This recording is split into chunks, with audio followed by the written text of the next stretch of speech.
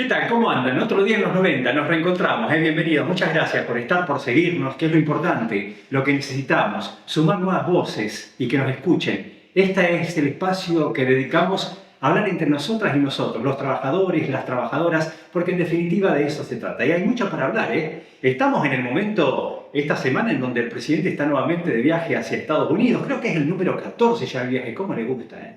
¿Cómo le gusta? No conoce la provincia de Formosa, por ejemplo. Otras también. Y las pocas que conoce ha sido ahora, en este último tiempito, producto de una campaña acelerada para tratar de remontar y mal no le ha ido. Esto hay que reconocerlo.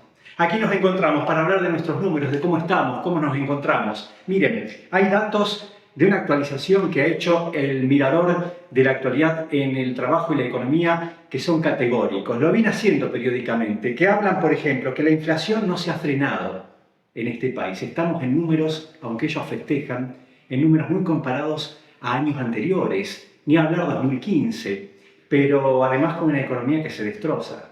Si ese es el resultado de lo que supuestamente festejan, estamos en peligro, ¿no? Porque se habla mucho de la macro, esto lo voy a hablar con el entrevistado de hoy, que está enojado con la macro, y no se habla de la micro, de la destrucción. Se conocen día a día las fuentes de trabajo que se van cerrando. Y encima prevé una nueva reforma laboral, que cuando se habla de reforma laboral por parte de estos gobiernos, tiene una intención de castigar a la clase trabajadora. Esto no quedan dudas, no descubrimos nada, solamente repasar un poquito los gobiernos de estas características que hemos tenido y que repiten siempre la misma fórmula, ver cómo atacan a las y los trabajadores, de por sí ya castigados, porque vamos a hablar hoy con Marco Kaufmann, que es economista del MATE, del Mirador, sobre esta presentación que han hecho esta semana en la Facultad de Ciencias Económicas, el poder económico y la frágil economía de los bajos salarios.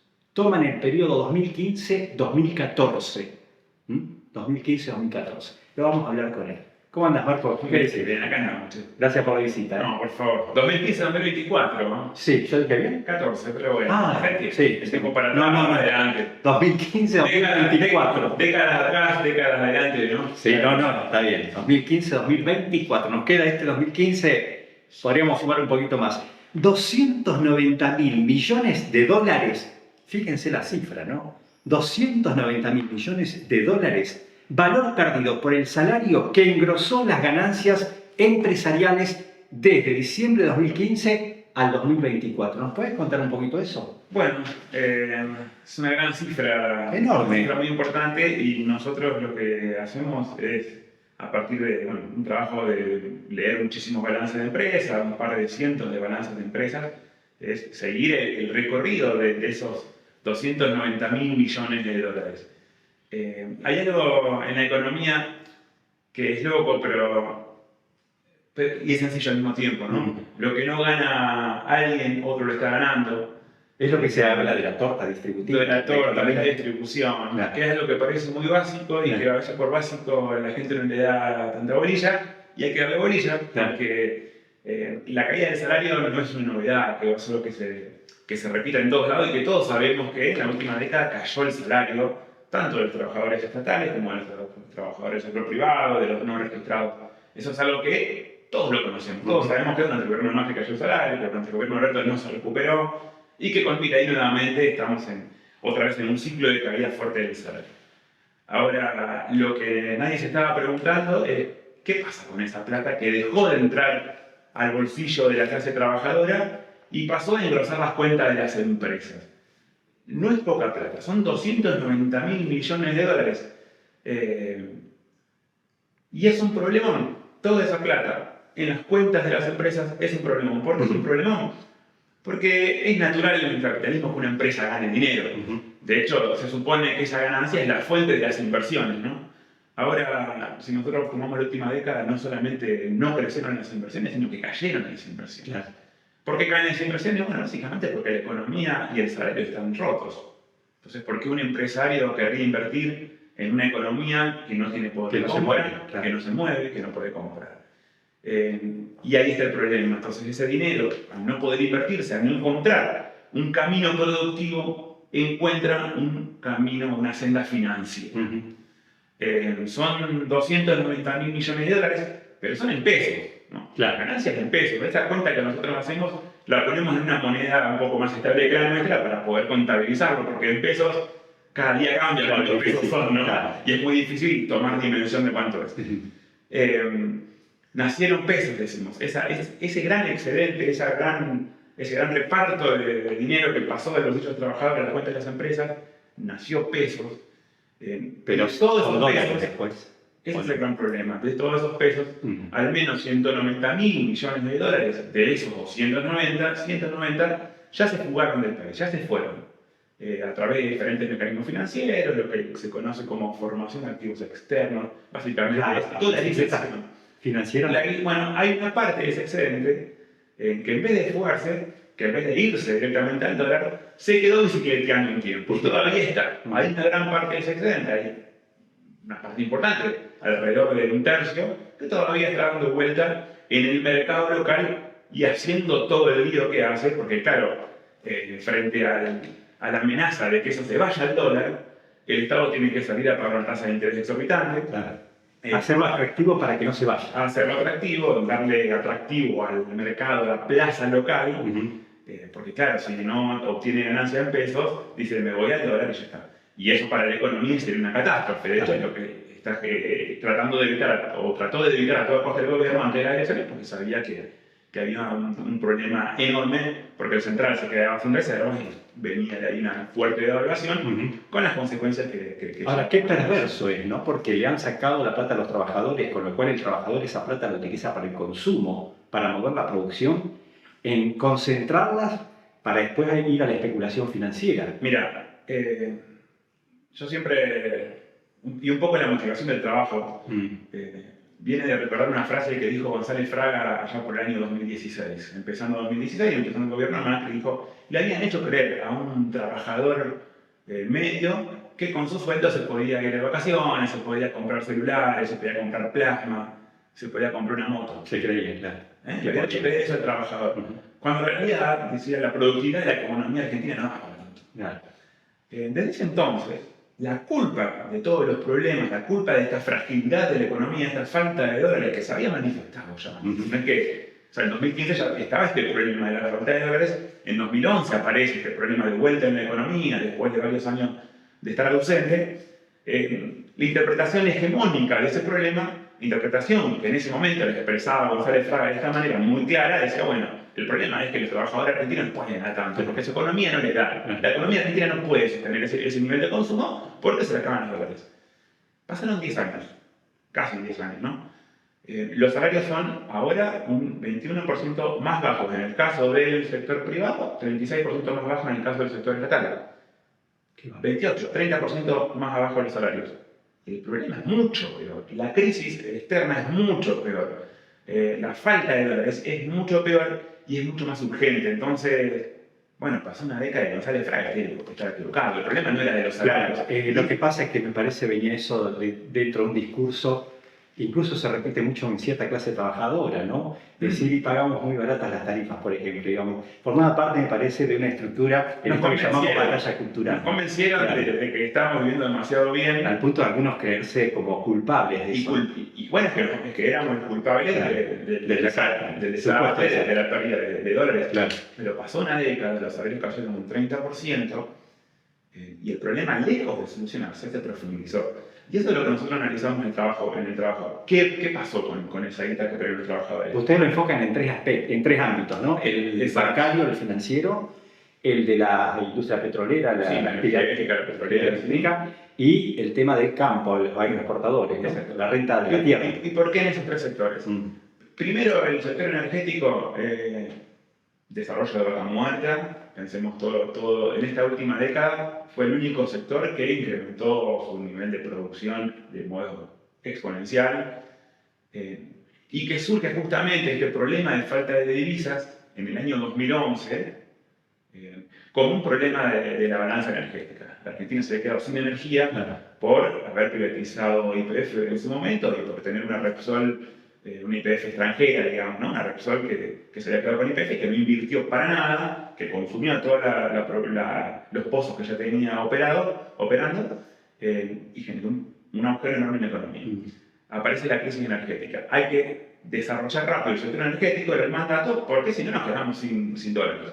De ahí vienen grandes concesiones al sector. El Estado dice, bueno, yo voy a ceder una parte importante de la renta petrolera que me podría apropiar como Estado a través de distintos sistemas impositivos, regulatorios y demás, y se la voy a regalar a las empresas que además puedan llevarse los dólares y demás, porque si no, no invierten. Entonces, el sector energético aparece como uno de estos sectores que se aprovecha de esa ganancia. El sector financiero, el segundo sector con el que trabajamos en el informe, lo mismo, Argentina estaba en una situación de emergencia monetaria. Había mucha ganancia, digo, toda esa ganancia que salió de los bolsillos de los trabajadores dando vuelta, porque una empresa cuando gana plata, no es que la reparta al toque, ni que se la queda en un cajón que lo va a estar tratando a ver si se la robaron. No, la empresa lo que hace con la ganancia es transformarla. Cuando no la puedo transformar en un activo físico, en un activo, en un bien de capital que produzca cosas, la transforma en un activo financiero. Es decir, principalmente en Argentina, bonos a título del Banco Central o del Tesoro, ¿no? Entonces, había un montón de guita dando vuelta que ya lo dijimos hoy, tenía que contenerse en la economía nacional, había que evitar que esa guita salga, esa guita se vaya. Entonces, ese sector financiero se benefició con unas tasas de interés exorbitantes. Los 3 años de mayor ganancia en la historia del sector financiero fueron 2018-2019, recordemos crisis profunda del gobierno. La etapa de Macri. Sí, segunda etapa de Macri, cuando Javier con el FMI, cuando está el último estallido 2019, que termina con Alberto Fernández diciendo, che, paren un poco, hasta bien los 60. Sí. O sea, una situación caótica que podría haber terminado incluso con el gobierno de Macri no llegando a entregar a término el mandato. Y el otro año en que es récord de ganancia es el 2023. El fin de Alberto, con esa última mitad del año que fue también caótica. Ahora también hay tasas altas. Y ahora también hay tasas altas, está claro. Pero digo, los 3 años de mayor crisis de la economía son los 3 años que el sector financiero más ganó en toda su historia del país. Marco. Perdón. Sí, tercer sector que sí. agroalimentario. Ya sabemos lo que pasó ahí. El sector que dice no liquido, como yo sé que bueno, necesitar los dólares, no liquido. Y consigo beneficios. Ya aparece el dólar blend, el dólar soja, la quita, la retención. Bueno, son los 3 sectores ganadores porque son los que tenían las cañas de pescar en este río revuelto. Claro. Esto se profundiza, ¿no? Se sigue profundizando estas diferencias. Te voy a hacer una pregunta fácil. ¿Cómo se sale? ¿Cómo se puede hacer? Hay que tener la voluntad de revertir de nuevo esto, ¿no? Es muy complejo porque nosotros el título que le pusimos al trabajo habla de esa fragilidad de la economía del bajo salario. Claro. La economía argentina se volvió muy frágil.